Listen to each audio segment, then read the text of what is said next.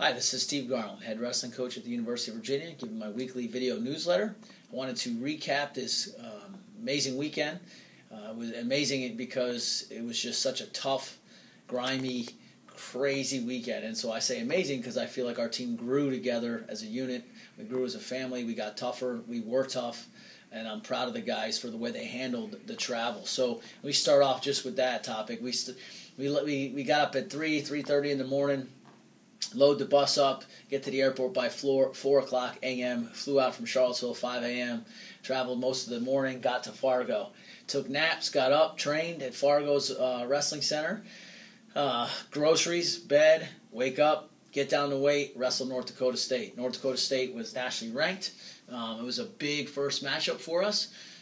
With a very tough, well-coached team, and Manny Rivera, their assistant coach, used to work here at Virginia with me. He's a fantastic human being, salt-of-the-earth guy, and his boss, Roger Kish, they're both really good coaches, and their kids are blue-collar, their program cares, their administration cares, their community cares, so we knew we had a fight on our hands, and we had a lot of adversity we were dealing with heading into that match.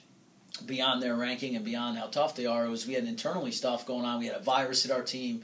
We had guys with fevers on the bus. We had pink eye. We had strep throat. We had other guys with getting back from injuries, two really serious injuries that I won't get into detail, obviously for the privacy, but two guys that had serious injuries coming off Clarion, and so it was a lot going into this. And man, was I proud of the way our guys not only recovered but persevered. I mean, gosh, we right off the bat, Joe Martinez starts up at 125 because Nick Herman was still sick and couldn't wrestle, wasn't cleared to wrestle. So Joe Martinez steps in there, makes weight, and battles with the 12th ranked guy in the country.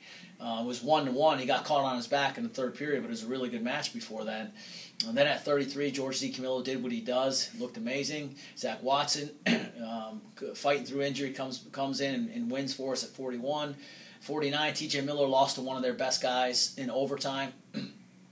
57, Andrew Atkinson, this is what the nail in the match was for us, was Andrew Atkinson beat one of their best kids. They're probably their second best kid in their lineup. He goes out and beats him solidly, and we got a lot of momentum through that. And then Garrett Peppelman ices the dual meet with a technical fall at 165. Very impressive. And then Fox Baldwin comes and shuts down the duel for us with a technical fall of his own, and he looked really, really, really good. He's a special talent, as you guys know, as you've heard me say, and it was really cool to end the dual meet on him. To back up a second, they drew and we started at 84. So we lost at 84 to their All-American, their best guy. It was a really hard matchup for Shaney. Fought hard but lost to a really good kid. Shaney's only a redshirt freshman. So at 197, Zach Nye looked great and won for us. And then at heavyweight, Pat Gillen was up 5-1 or 5-2, and just sort of kind of melted down in the third. The kid threw double boots on us and was power halfing the heck out of Pat, and Pat went into survival mode and ended up losing in overtime to the kid. And he knows he let that one get away, but Pat's been dependable. That's not who Pat is. Pat Gillen is a fighter. He's a guy that always has heart, and obviously the way he trains, the competition didn't show that. So, he was able to recover the next day, and I'll get to that. But so we lost there. But other than that, those other highlights were big, specifically Andrew Atkinson, George D. Camillo, Nye, Fox, Garrett. I mean, I think there's a lot of good things in the duel, and we walked out there with a solid win. Feeling good, but it's crazy. We get right on the bus, go to Minneapolis. I mean, literally from the showers to the bus, 3.5 hours, Minneapolis, get there at 9:30 at night. The guys try to grab something to eat, hit the sack. We wake up the next day and we wrestle 3 duels. I'll tell you what, Minnesota's arena, Williams Arena, was beautiful. I loved it. The kids loved it. Thank you to Valerie Richardson, Craig Littlepage, John Oliver, Jane Miller, our administration, for allowing us to do these things, because this experience for the student athlete is something they'll never forget. Heck, I'll never forget it. I'm almost 40. It's like, the bottom line is looking around that arena and seeing the crowd and the lights and the graphics, and it was just, they had a huge stage raised up for us, and it was just great. And that's what we promised our prospects, that when they come here, we're going to provide them with the best competition possible and the best student athlete experience possible. And so, mission accomplished.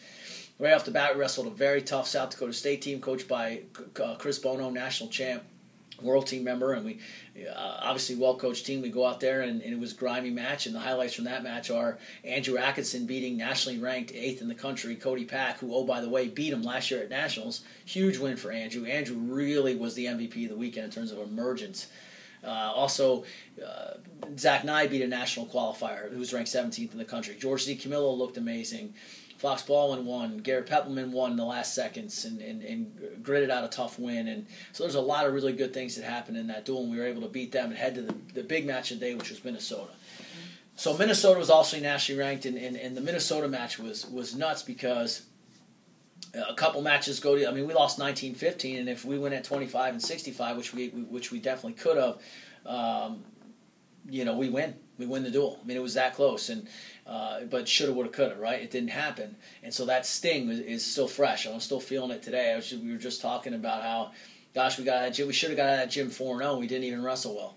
I don't think we wrestled well at all as a unit in terms of our pure wrestlings in solid wrestling, and we still should have walked out of there 4-0 with two nationally ranked teams beaten and three great teams beaten. So, I think that's a good thing. I think that we haven't even come close, scratching the surface of seeing how good our program is going to be in March, and by God's grace we'll get there. But I think right now that was something that definitely had to be said. I mean, that dual meet was really close all the way through. You can look at the box scores, obviously, but to give you an example of what I'm talking about, 25, Nick Herman comes out, gets a beautiful, probably the best offensive sequence I've seen him hit, to a flurry to an ankle pick, takes the Minnesota guy down, and after that he just started making mistakes, giving up his lead leg. He ends up losing. 33, George D. Camillo, this is great. He's losing 4-2, got taken down twice. The other guy from Minnesota was doing a really good job of hitting some niche stuff, some drags and a shrug, and George kept his composure. He didn't freak out, kept his composure, comes back, escape, takedown, gets the lead, bars him up, pins him. We go nuts. Our bench went crazy. I mean, what a momentum shift and what a amazing thing for our captain and leader to do. I mean, we needed that, and he took it home for us, so that was great. 41, Zach Watson wrestles a total stud in Thorne, total stud, and crazy. Gets hit with a cradle, 6. Before you know it, he's down 6-0. Then it's 10-0. And we're like, oh, no. But Watson keeps his composure, comes back in the third period and slaps a cradle on Thorne. So, I mean, even though the score looked really bad, we were so proud of the way Watson hung in there and fought off his back. Because in dual meets, getting pinned or not getting pinned are big things. And so expect big things from Zach. 49, TJ Miller had a major decision going and lost it with like 5 seconds left, literally 5 seconds left. So he almost majored the guy. It was good. And 57 was another Andrew Atkinson just stud moment. Totally dominating the match, totally controlling the match. Gets taken down with 2 seconds left to send in overtime.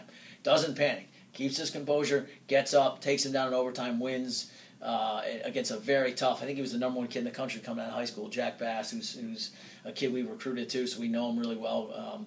Very tough kid, and just Andrew just hammered it, staying the course. 65, this is the other match I referenced, where if we win this, we win the duel, and Garrett Peppelman fights back. He's down 3-2, hits a post, single leg, comes up with the single, clears it all the way up, runs the pipe, and when he went to finish the shot, the ref was just about to throw up 2. He dives on his opponent. The momentum of the dive, they kind of rolled over each other, and the scramble happens, dust settles, no 2, time ran out. If he was able to lock his hands and secure it, we win the duel. So he sold out, man. He tried to get it. It didn't happen for him, but it certainly wasn't because of lack of effort. At 74, Fox won really close, crazy shootout match. It was like 14-13 or something.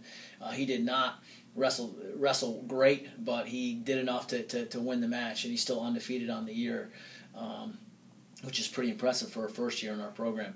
184, Tyler Askey stepped up for the team and bumped up. We tried to take a shot with him at 84, and he did a great job. He ended up losing 13-10, but had the Minnesota guy pinned with a lat drop, and the Minnesota guy fought hard, really hard, got off his back, and ended up coming back and getting the win.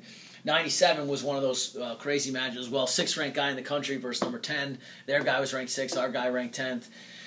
Really close match in the third period. Nye gets in on a high crotch to tie the match, gets in a crazy scramble, loses the takedown, almost had it twice. They go out of bounds, and right at the out of bounds, he gets ankle picked by their Minnesota kid and loses the match because of it. And that Minnesota guy is real deal, man. I mean, he is really, I thought he was really tough. I was really impressed with him. But Zach was right there in that match, and he got ridden, and if he didn't get ridden, it would have been a different match. And because it was not just the point in the riding time, it was also the fatigue factor there. So he's going to learn from that. He's really good on bottom, and he's going to be working on that. And he's just so focused right now on getting better. So it's going to be, that was a great match for him to set him up for the rest of the year.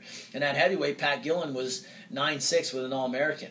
And I think at the end he tried to turn him because he had to try to get the win. He got rolled through in reverse, so it was a much closer match than the score indicated. And we were, like I said, he definitely rebounded. He beat the South Dakota State 11-0 the match before that, and then goes out to that kid, and who's an All-American, ranked 5th in the country, and had that close of a match with him. So.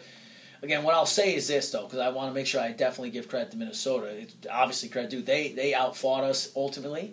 They stayed way more focused in the bigger moments, and they found a way to win the close ones. And you have to give them credit on that.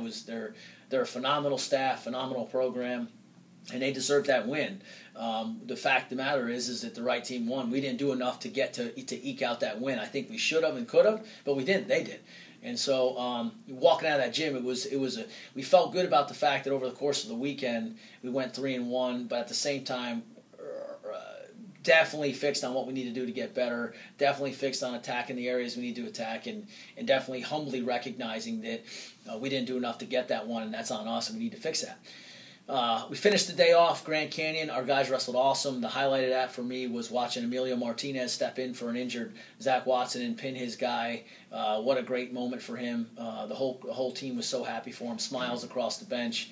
And then we went on for there. Everybody just looked great. We ended up winning all the way through. The only match we lost was Ethan Hayes stepped in at heavyweight for us and lost to a very good kid. So, but all in all, a lot more positives than negatives. I think that, again, I just want to reiterate what I quoted in the release, is that everything we're doing now, everything we're suffering through and pushing through now is to set us up for March. I want everybody focused on that, everybody who supports us, no matter what's coming up, because we got the national champs coming up this weekend and Ohio State, and then right after that, a day later, 2 days later, we got Old Dominion, who's ranked 15th in the country, who's got the best team they've arguably ever put together. So it's tough here on out. Good. That's what we need in order to get us to where we need to be on the podium at the national championship. So that's what we're working towards. Thank you guys for all your support.